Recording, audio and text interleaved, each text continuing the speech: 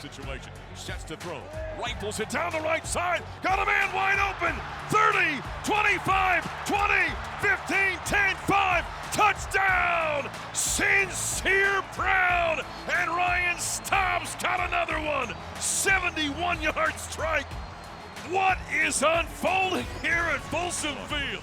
Well, that's a storyline we did not expect to be talking about after the ball game, and that is a quarterback controversy, including Ryan Staub. But he hit Sincere Brown there for a touchdown, 71 yards. Actually had 2 passing touchdowns. Played 4 series, led the team to 4 touchdowns. Buffs win 31-7 over Delaware. Hi, everybody. Voice of the Buffs, Mark Johnson, Coach Gary Barnett. Yeah, I didn't have Ryan Staub on my bingo card in terms of the quarterback situation here at this point. I don't think anybody did, Mark. I think this is just a great story. Yeah. You can't make this up. College football always delivers in some way. And you know what's, I mean, it's really interesting today. It's going to be really interesting this week to see how it unfolds. And next Friday, when we take the field against Houston, that's going to be fun to see. Post-game press conference, Coach Prime asked, do you have a plan for your quarterback situation? He said, yes. I'm not going to tell you what it is. Not surprised about that. What's your takeaway from the game here, winning 31-7? You know, the game, we needed a win after last week. It wasn't an overwhelming win, even though the score sort of looks that way, but statistically it wasn't. Delaware's a better team than you want them to be. But to me, it shows you that these guys are all new playing together, all of them in a different system than they played in last year, and it takes some time. Yeah. And fortunately, we're in a league where we could win every game or lose any game. And so I think each week it's going to be a surprise for you and me, for sure. This defense, I guess coming into this year, I thought this defense is going to take another step. So far through 2 games, that has not been the case. What are we missing on that side of the ball right now? Well, you know, none of those linebackers played for us last year. Yeah. Only one of the edge rushers played for us last year. 2 of the guys down inside, but they don't usually get the stats anyway. Right. They're taking care of guards and centers.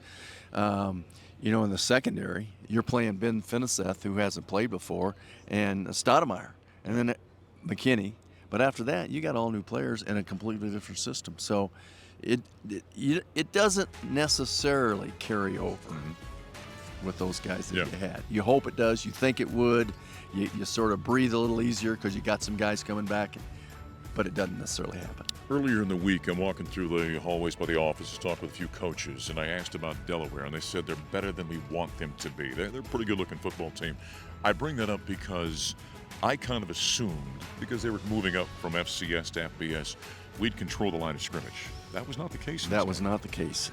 There's a reason they've won 16 games against FBS teams. Yeah. Okay, and they've lost 19, but that's pretty good for a team that hasn't been at this level. So there's a reason, and they're coached well, they played well, they're physical, quarterback played a courageous game, defensively they caused us all sorts of problems, more scheme-wise than necessarily personnel, but we're going to have to deal with that every week. Years ago, when I got here in 2004, this guy here told me as a coach, he goes, do you know what makes me sleep for 15 extra minutes every night? He had Mason Crosby and John Torp, right? And Greg Pace. And Greg Pace, who was a great snapper at that point in time. This special teams unit for this team is special. I know it's only 2 games, but, Gary, they're very good. Isn't it fun to not have to worry about that? Right. we can talk offense and defense, and we don't have to worry about those guys that are kicking it 64 yards and Buck hitting Buchanan, kicking it out of the end zone. It's automatic. Mata. Yeah, we don't worry about it. Yeah, I don't even put it in my game planning. So right. This one's taken care of. Yeah, so great part of that team right now is special teams. Offense and defense got some work to do. But you know, Mark, that's going to win some games. Yeah. The way we're playing special teams right now. And I don't mean the people on the special teams. I'm talking about the specialists, the kickers, the punters, and the snappers. And, you know, we've yet to see a punt return or kickoff return happen.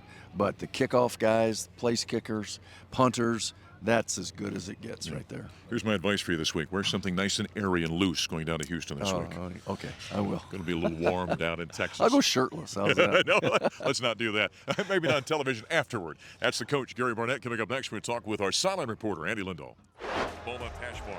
Number 4 takes a snap, pressure off the backside, throws it left flat, grab is made, turns, got away from Stoudemire, along the numbers, breaks a tackle, 45, 50-yard line, down to sideline. Got to be a hold coming right there, and there comes the flag. Downfield, cuts to the right.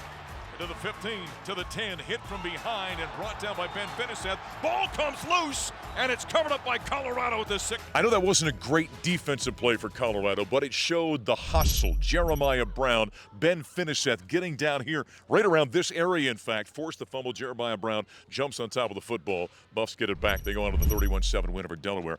Back on the conversation here with Andy Lindahl, our Sideline reporter, joins us right now. What's your takeaway from this 31-7 victory?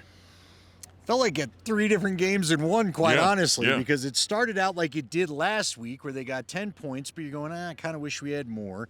Then they hit a lull. Then, of all people, Ryan Staub comes in and he plays hero and decides, 45 seconds is all I need to score a touchdown before half. And Sincere Brown right over there with this great play. And then he tells us he was a great interview after the game telling us, I don't know how I got that wide open either, quite honestly. So it was a lot of fun, but the fun, we'll see if the fun continues as you get into Big 12 play now, Mark, because you do kind of have to figure out the quarterback thing a little bit. 3 guys is a lot of guys to try to play. Now, I trust Coach Prime. He says he's got a plan. He showed he had a plan today, and you know what? That plan worked to get a win, and I think all the team appreciates that. But 3 guys is a lot to juggle. Ryan Staub, we talked to him after the ball game on the radio, post-game on the radio network, and I said to him, did you expect? And he goes, I didn't know anything about it till Friday, and had no thought of getting out here and doing what he did. It's a great story. Gary always says college football always delivers. It's one of those great stories. You've got 2 guys, highly regarded transfer, highly recruited young man in the backup. They both get time. The kid comes in who's, to borrow an NFL term, he's a journeyman. He's just Gary calls him a program guy. And to come out and do that, it makes for a great story. Now, it makes for a mess this week, and Prime's going to have to figure it out. But, in this day and age, Andy, there are certain things that play into this now. It's not just, okay, we're going to play that guy, play that. There are finances involved. It's become an entirely different animal now. Oh, just to put a fine point on what Mark's talking about, all you have to do is hit Twitter post-game, and everyone's asking, is Juju going to transfer? Is Kaidon going to transfer? Is Ryan going to transfer? Man, we're game 3 of the season, and we're already talking about the transferring stuff. So, yes, it can be a little bit exhausting. It's a completely new world than what you and I certainly are used to. But I would say this. I would like to see Kaidon Salter get back to somehow the first half of the first game. Yeah. What I didn't like about Kaidon towards the end of the game, and you guys kind of talked a little bit about the body language, was, and I noticed this with Trevor Simeon when he tried to take over Peyton Manning, it's the eyes. Shedeur always had the eyes downfield. Shedeur did a good job of always knowing where his guys were. So you really notice it where, to me, Kaidon started looking at the rush, started looking at the line, started dropping his eyes and looking for an escape route, and then maybe figuring out a place to go. And you saw when Ryan Staub came in, I felt like he trusted the pocket. I felt like he trusted the protection. I felt like he stepped forward instead of always trying to step back. And I think that's one of the reasons why he was successful. Look, man, the story's not written about Kaidon Salter in my mind. No. He just needs a couple good weeks of practice and then a game to feel good about Well, he's himself. such a dynamic athlete and has got such great skill set for this game, and he's going to be just fine. But how this whole thing kind of shakes out is really going to be fascinating. But that's what we love around this program. You got Coach Prime, you got attention. There's always great storylines. We've got one this week. The Buffaloes next week will be in Houston. Again, that's a 5:30 Mountain Time game. We're going to hit the air at 3:30 with the Buffalo Stampede pregame show from the Lone Star State, where the Buffaloes get the victory, 31-7 over the Delaware Blue Hens. For Coach Gary Barnett, Andy Lindahl, I'm voice of the Buzz, Mark Johnson. Thanks for watching.